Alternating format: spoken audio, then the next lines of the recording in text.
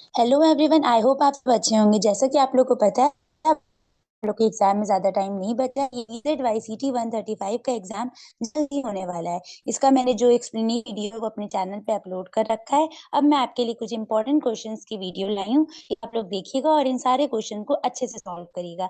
ये सारे क्वेश्चन जो है वो बहुत इंपॉर्टेंट है। मैंने यूनिट वाइज इसको अरेंज करके आपके लिए ये बनाया है, तो इसमें कोई भी क्वेश्चन जो है उसे आप शेयर मत, और हमारे साथ वीडियो के एंड तक बने रहिएगा, क्योंकि मैं आपको ये भी बताऊंगी कि इन क्वेश्चंस के आंसर्स को आपको कैसे लिखना है और कितने मार्क्स के अकॉर्डिंग ये क्वेश्चंस आएंगे। So now will start.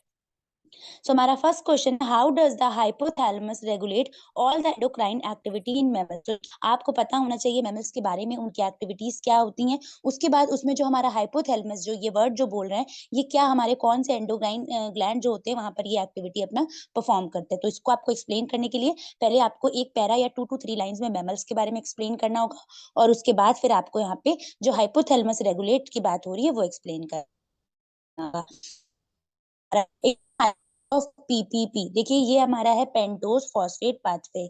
ये जो है इस पाथवे का एक प्रॉपर आपका अवेलेबल डायग्राम है। चाहे तो आप वो भी बना सकते हैं, बट यहाँ पर आपको हाईलाइट करने को कहा। इट मींस आपको यहाँ पे इसमें क्या जो चेन है बन रहा है, किसके प्रेजेंस में, ये सारा क्या करना है आपको पॉइंट्स में वहां पर एक्सप्लेन करना है। देखिए ये बेसिकली आपका 5 मार्क्स का आता है, तो इसमें आपको डायग्राम भी इसके साथ मस्ट है बनाना। फिर नेक्स्ट है हमारे कुछ डिफाइन। ये जो डिफाइन मैंने डिस्कस की है, आर्टरी एंड वेन, ये हमारे बेसिक डिफाइन है। वैसे तो आप लोगों ने डिफाइन तैयार किए होंगे बहुत सारे, बट ये जो आर्टरी और वेन है इसको आपको अच्छे से तैयार करना है। आर्टरी में हमारा ब्लड कहाँ फ्लो होता है, वेन्स में कहाँ होता है, कई कई बार हमारा फिल इन द ब्लैंक का क्वेश्चन यहीं से बन के आता है। तो आपको ये जो डिफाइन है ना आर्टरी और वेन, इसको भी आपको स्किप नहीं करना है। फिर हमारा फोर्थ क्वेश्चन है जो कि है डिफरेंस। देखिए डिफरेंस मैंने और भी डिस्कस की, बट पहला मैंने ये जो डिफरेंस रखा है ब्लड एंड सेरम, ये इस वजह से रखा है क्योंकि ये हमारा बेसिक है। मतलब जो हम लोग चैप्टर पढ़ते हैं वो हमारे उन चैप्टर से रिलेट करता है। तो वो जो चैप्टर के हमारे जो टॉपिक होते हैं उनमें सबसे पहले जो टॉपिक होते हैं बेसिक टॉपिक, वो होते हैं हमारे ब्लड एंड सीरम। तो ये आपको अच्छे से तैयार करना है, ब्लड और सीरम। अब ब्लड में आपको ये भी बताना है कितनी आपकी प्लेटलेट्स होती हैं, कितनी थ्रोम्बोसाइट्स होती है ना, ये सारा कुछ आपको डिटेल में बताना है। बस ब्लड का मतलब ये नहीं है कि आपको 2 to 3 लाइंस लिख देना है, और सीरम में भी आपको एक्सप्लेन करना है। उसके बाद हमारा फिफ्थ क्वेश्चन है, explain biochemical pathway that produce ATP. तो देखिए ये यहाँ पे जो आपसे कह रहे हैं, ये आपसे यहाँ पे ये बताना चाह रहे हैं कि आपको एक तरह का बायोकेमिकल आप पूरा प्रोसेस होता है, एक पाथवे होता है, जिसमें आपको ये बताना है जो वर्टिब्रेट मसल कॉन्ट्रैक्शन होता है उसमें आपको क्या करना है, इसका बायोकेमिकल पाथवे बनाना है, और वो एटीपी प्रोड्यूस कर रहा है। ये आपको वर्टिब्रेट में देखने को मिलेगा। तो देखिए जब आप वर्टिब्रेट और इनवर्टिब्रेट अच्छे से पढ़ेंगे तो उसमें आप ये इजिली क्या करेंगे, ये कैटेगराइज कर लेंगे कि इसमें कौन सा पाथवे होता है और वो क्या प्रोड्यूस करता है। ठीक है, उसके बाद हमारा सिक्स क्वेश्चन है जो हम डिस्कस करेंगे। अभी मैंने ये जो बेसिक 5 क्वेश्चन डिस्कस किए हैं, ये आपके मोस्ट मोस्ट इंपॉर्टेंट है, इसलिए जब भी आप इसके कोई भी टॉपिक अच्छे से पढ़ें और आपको ये टर्म्स देखने को मिले तो इनको आपको स्किप नहीं करना है।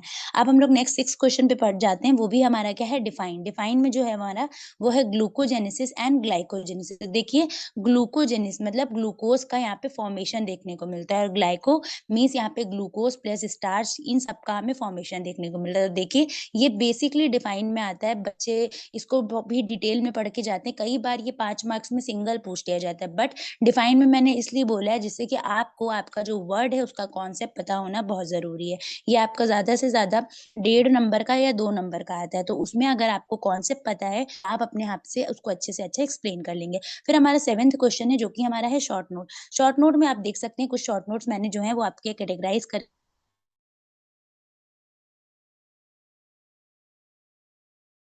होगा। अगर आप लोगों को नहीं पता है, अगर इसके आप आंसर चाहते हैं तो आप हमें कमेंट्स में बताइएगा, हम इसका आपको आंसर देंगे। इसमें क्या है, इसमें जो क्रैब साइकिल है उसमें आपको पूरा क्रैब साइकिल का फॉर्मेशन दिखाना है कि कितना आपका एटीपी निकल रहा है, कितना एडीपी बन रहा है, ये सारा आपको यहाँ पे क्रैब साइकिल में बनाना है। देखिए क्रैब साइकिल का मतलब ये नहीं है कि बस आपको उसको थ्योरी में एक्सप्लेन कर देना।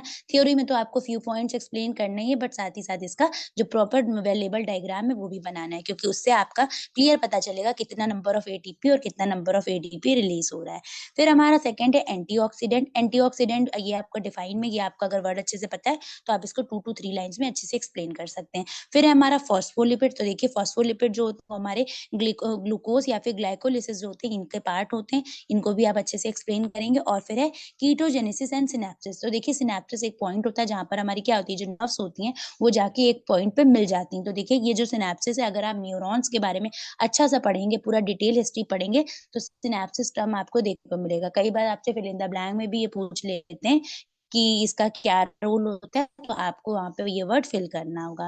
नेक्स्ट क्वेश्चन जो है हमारा क्वेश्चन नंबर 8, वहाँ पर हम लोग बात करते हैं what are the essential nutrition, why is it that certain nutritions are essential for some animal. देखिए पहले आपको पता होना चाहिए आपके एसेंशियल न्यूट्रिशन और नॉन एसेंशियल क्या होते हैं, ठीक है।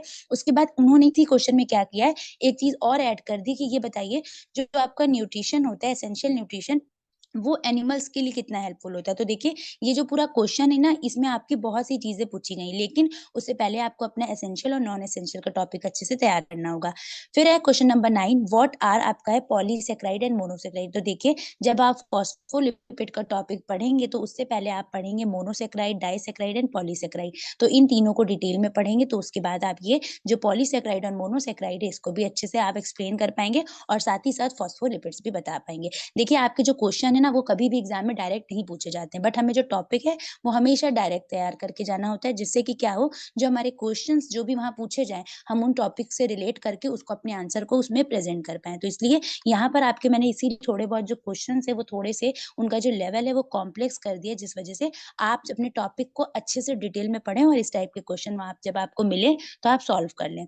फिर हमारा नेक्स्ट क्वेश्चन है derive double reciprocal equation from Michaelis Menten equation. देखिए जो आपका मिकेलिस मेंटन इक्वेशन है, इसकी पूरी एक इक्वेशन आती है, साथ ही साथ मैंने यहाँ पर आपको बोला है डबल रेसिप्रोकल इक्वेशन, ये दोनों ही आपको तैयार करना है। इनका जो डेरिवेशन है वो भी आता है, और साथ ही साथ इसका जो मेन प्रोडक्ट क्या बनता है वो भी आपको एट द लास्ट आपको उसको ब्लॉग में शो करना होता है। ये 5 मार्क्स का आता है और बहुत इंपॉर्टेंट क्वेश्चन है, तो ये से स्किप मत करिएगा। फिर हमारा 11th क्वेश्चन है explain water soluble and fat soluble. तो देखिए जब आप न्यूट्रिशन पढ़ेंगे एसेंशियल और नॉन एसेंशियल, मैंने अभी एसेंशियल नॉन एसेंशियल इस वजह से और भी नहीं बताया क्योंकि हमारा एक क्वेश्चन देखिए यहाँ पे आप देख रहे हैं explain water soluble and fat soluble. देखिए आपके एग्जाम में पूछे जाते हैं फैट सोल्यूबल कौन कौन से होते हैं और वाटर सोल्यूबल कौन से होते हैं। देखिए ये विटामिन जब जब आप पढ़ेंगे डिटेल में तो आप वहां पे बता देंगे कि कौन कौन से आपके वाटर सोल्यूबल है और कौन से फैट सोल्यूबल है। तो इसको आप जब अच्छे से तैयार करेंगे तो इसके साथ साथ आपका एसेंशियल और नॉन एसेंशियल भी तैयार हो जाएगा। फिर हमारा 12th क्वेश्चन है discuss the reaction catalyst by glutamate dehydrogenase. देखिए जो मैंने बोला ना अभी आपको क्रैब साइकिल बनानी पड़ेगी। क्रैब साइकिल में आपका एटीपी एडीपी पता चलेगा कितना रिलीज हो रहा है, साथ ही साथ आपको ये भी पता चलेगा उसमें से कितने कितने एंजाइम जो है वो यूज हो रहे हैं। अब उन्हीं एंजाइम को रिएक्शन से रिलेटेड एक क्वेश्चन यहाँ पर पूछा गया है, आपको वो रिएक्शन बतानी है जो कैटेलाइज करे क्या ग्लूकामेट डिहाइड्रोजिनेज। तो देखिए जब वहां पर आप वो पूरा प्रॉपर डायग्राम तैयार करेंगे ना तो आप इसका बता देंगे क्या प्रोडक्ट निकलेगा और क्यों, तो वो आप पूरा अपने आप जो अपना आंसर है उसको अच्छे से एक्सप्लेन कर पाएंगे। 13 क्वेश्चन है हमारा what two mechanism are used to generate ATP from glucose in muscle cell. देखिए अभी मैंने अभी आपसे बिल्कुल इसी से रिलेटेड एक क्वेश्चन आपको बताया था कि आपको वहां पे क्या वर्टिब्रेट मसल कॉन्ट्रैक्शन में आपको क्या बताया, आपको बायोकेमिकल पाथवे बताना था, मैंने पूछा था और ये कहा था कि बताइए उसमें एटीपी कैसे प्रोड्यूस हो रहा था, उसी का रिलेटेड यही क्वेश्चन है। बस यहाँ पर आपका क्या पूछा है, यहाँ पर आपका मैकेनिज्म पूछा है किसका, ग्लूकोज का, और किसमें होना चाहिए, मसल सेल्स में होना चाहिए, और वो क्या जनरेट करेगा, एटीपी। वहां पे भी वो एटीपी प्रोड्यूस करा था, but they are a part of a vertebrate muscle contraction, और यहाँ पर ये किसका पार्ट है, they are a part of a glucose in muscle cells. तो ये क्वेश्चंस जो हैं ये इस टाइप के क्वेश्चंस आते हैं, सीधा सीधा टॉपिक होते हैं उसी से घुमा के क्वेश्चन पूछे जाते हैं, और कई बार बच्चे उसका प्रॉपर आंसर नहीं दे पाते। तो आप जो भी टॉपिक पढ़ेंगे, जो मैंने टॉपिक यहाँ आपको भी वीडियो में बताए, उनको आपको अच्छे से पढ़ना है, और उसके बाद जब आपको इस टाइप के क्वेश्चन मिलेंगे तो आपको कंफ्यूज नहीं होना है, टू द पॉइंट आपको आंसर लिखना है और अपने आंसर को कॉम्प्रिहेंस करना है, क्योंकि वहां पर आपका कंटेंट या फिर पेजेस नहीं मैटर करते, वहां पर ये मैटर करेगा कि आपने वहां पर कितना लिखा है, वो कितना कॉम्प्रिहेंडेड चीज है। ठीक है, नेक्स्ट है हमारा लास्ट जो कि है डिफरेंसेस। देखिए क्वेश्चन नंबर 14 जो है हमारा डिफरेंसेस, ये हमारा लास्ट क्वेश्चन है। इसमें मैंने कुछ बहुत सिलेक्टेड डिफरेंसेस रखे हैं, वैसे तो आपके बहुत सारे डिफरेंसेस हैं और बहुत से स्टूडेंट्स होंगे जिनका जो आपका जो डिफरेंसेस है वो तैयार भी होंगे, बट ये ऐसे डिफरेंसेस है ना जो आपके एग्जाम में पूछे ही जाते हैं, और इवन ये कुछ ऐसे भी हैं जो प्रीवियस ईयर में पूछे भी गए। तो आप देखते हैं पहला है आपका ऑस्मो रेगुलेशन एंड कोफॉर्मर्स। तो देखिए ये दोनों क्या है, इन दोनों को डिफरेंशिएट करना है, इसके साथ इनका एक एग्जाम्पल भी आपको लिखना है। फिर हमारा सैचुरेटेड अनसैचुरेटेड फैटी एसिड, मैंने भी बताया था जब आप फॉस्फोलिपिड्स पढ़ेंगे तो उसी के अंदर आपका क्या आएगा, सैचुरेटेड और अनसैचुरेटेड सैचुरेटेड फैटी एसिड भी आ जाएगा। और लास्ट हमारा थर्ड है, जो कि हमारा आपका है प्रोटीथिक एंड कोएंजाइम। तो देखिए ये आपका एक प्रोटीथिक ग्रुप होता है, मतलब कि यहाँ पर आपको ग्रुप ऑर्गेनाइजेशन आपको देखने को मिलेगा, जिसमें हमारा एक ग्रुप होता है प्रोटीथिक ग्रुप, और वहां पर आपको क्या देखने को मिलेगा, इसी ग्रुप के बारे में डिफरेंस करने को पूछ सकते हैं, और इसके साथ आपका कोएंजाइम लगा दिया। इसके साथ कोई भी एंजाइम लगा सकते हैं, या फिर खाली ये भी बोल सकते हैं प्रोटीथिक ग्रुप और एंजाइम के बीच का डिफरेंस बताइए। तो इसको आपको अच्छे से तैयार करना है। को एंजाइम कौन कौन से होते हैं, जब आप अपनी साइकिल्स तैयार करें तो उन्हें याद रखिएगा, वो भी आपके फिल इन द ब्लैंक में पूछे जाते हैं। और लास्ट है हमारा असेक्सुअल सेक्सुअल रिप्रोडक्शन। तो देखिए यहाँ पर आप किसमें एग्जाम्पल पूछे जाते हैं कि इसमें बाइनरी फिजन और फ्यूजन ये सब किसमें किसके आते हैं, किसमें पार्ट होते हैं, तो आपको उसमें बताना होगा ये इसके एग्जाम्पल है। तो देखिए ये बेसिक क्वेश्चन जो मैंने थे, आज मैंने 14 क्वेश्चन आपसे टोटल डिस्कस किए, इन सबको आपको अच्छे से तैयार करना है। साथ ही आपको साइकिल्स तैयार करनी है, उनको भी अच्छे से करना है, साथ ही साथ उनके एंजाइम क्या क्या है वो तैयार करना है। आपको इस वीडियो में जितने भी मैंने क्वेश्चन डिस्कस किए हैं, उसमें से आपको कोई भी क्वेश्चन छोड़ना नहीं है।